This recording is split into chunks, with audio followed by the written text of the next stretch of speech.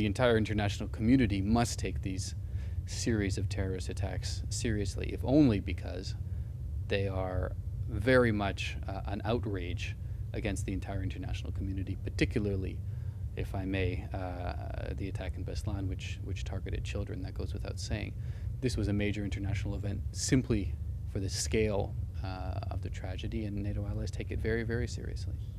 And the Secretary General gave a pretty standard, what you'd expect to be an introduction. NATO nations and Russia condemned the terrorist acts together.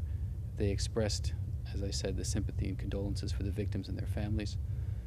They expressed their determination to stand together against terrorism and recommitted to even greater cooperation, particularly in light of an action plan on terrorism that was agreed just a few weeks ago between NATO nations and Russia at our summit. They decided here to give new energy to that action plan.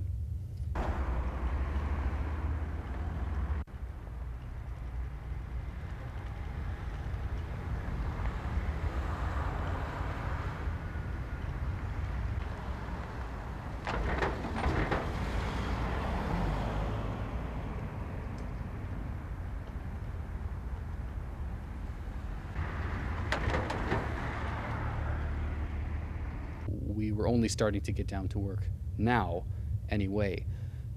But there is already a lot of work on terrorism that NATO nations and Russia do together, including a joint threat assessment, including cooperative airspace management initiatives, including joint exercises to defend against terrorism or to respond to attacks in terrorism, including one we held just recently in Kaliningrad.